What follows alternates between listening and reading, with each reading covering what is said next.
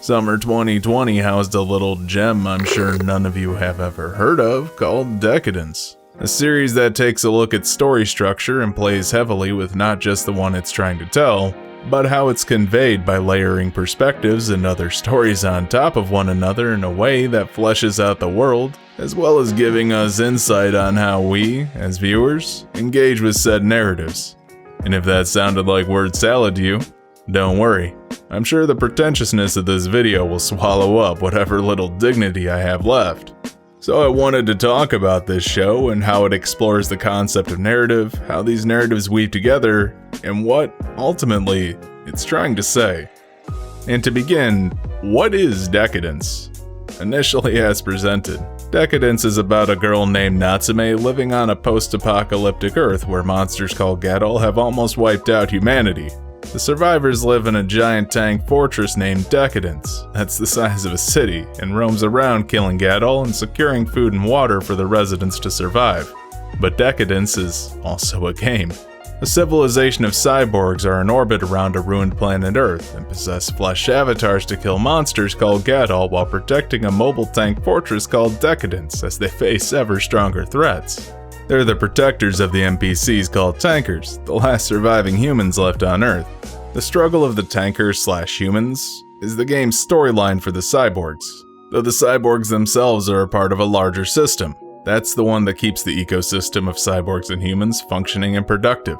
Without the game, the tankers wouldn't have resources, and the cyborgs would have nothing to live for, as evidenced by one of the leads, Kaburagi's nihilism when he no longer cares about Deca-Dence at the start of the series.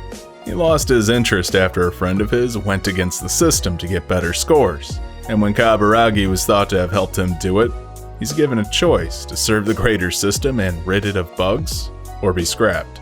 He chose life, but he wasn't doing anything with it besides moping, which is the premise of the anime series, Deca-Dence, creating a name throughline through the narrative layers. Decadence being an obvious reference to the English word decadence, a cultural decline as characterized by excessive indulgence and pleasure. I know, shocking insight there. This is portrayed by the cyborgs delving into an escapist MMO team battle post-apocalyptic fantasy game that fuels their pleasure sensors by allowing players to step into the role of powerful protectors of humanity against a monstrous threat. The Gears are regarded as humanity's saviors, who lust for battle, using the fields Gadol deploy so they can hover around and attack weak points, stimulating players through a repetitive gameplay loop with a high skill ceiling and artificial ranking system to encourage consistent competitive play. In essence, an extinction-level threat is pushed on the few surviving humans by cyborgs, purely for their entertainment while they live in a spaceship high above the surface, relaxing all day and indulging in recreational activities. Withdrawals from this game are seen through those deemed as bugs, as they wish for nothing more than to live in luxury once again and feel the high of playing Deca-Dence.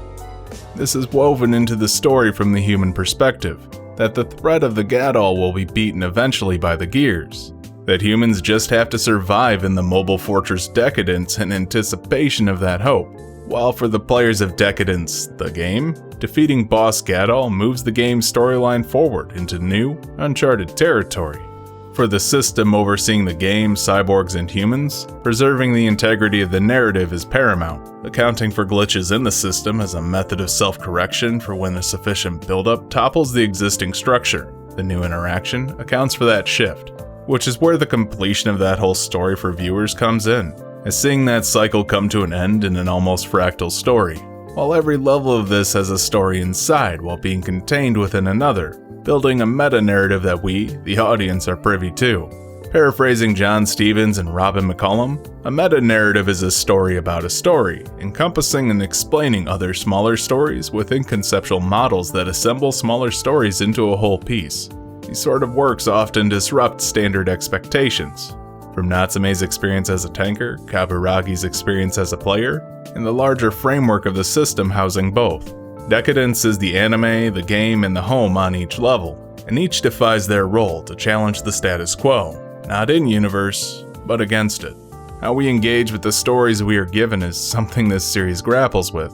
The two main leads, a cyborg named Kaburagi and a human tanker named Natsume, befriend one another, giving each other hope for the future in a codependent cycle. Natsume hopes to beat the Gadol with Kaburagi's training, and Kaburagi finds purpose in someone living outside of the system's control. Though when they first meet, she's little more than an NPC that's insistently bugging him.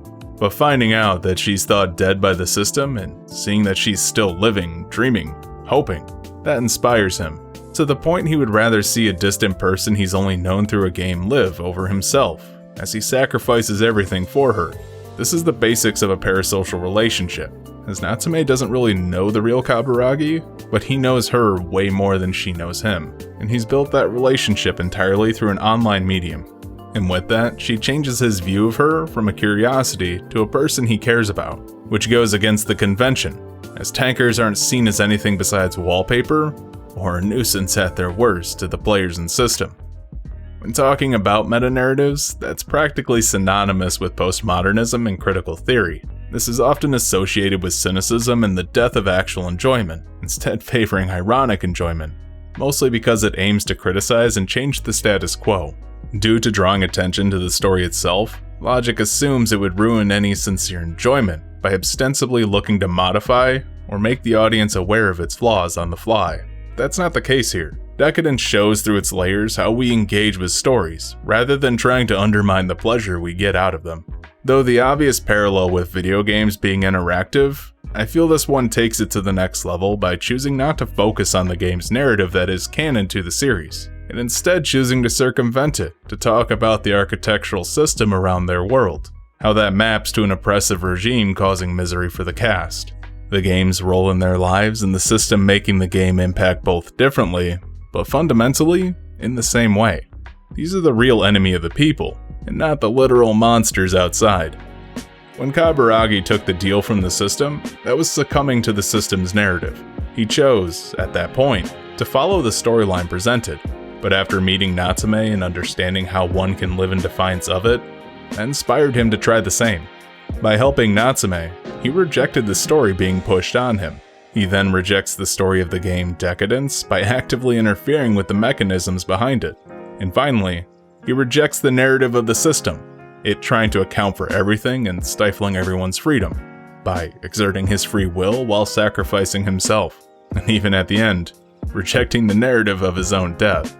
As a series, Deca-Dence repeatedly denies the narrative of its own world, thus creating a fulfilling through-line of subversion for the audience to follow, with successive uphill battles and toppling foes that are only part of a larger story. And through that, it draws attention to the storyline itself, showing us that tackling the meta-narrative of the world is still an engaging watch. Hey, you made it to the end of the video. Don't forget to like, comment, subscribe, share, and do all the other YouTube stuff to help the channel grow. You can also join my Discord with a link down in the description. And if you really want to support me, you can head on over to Patreon and pick up some extra perks like voting on what I do next. Thanks for watching.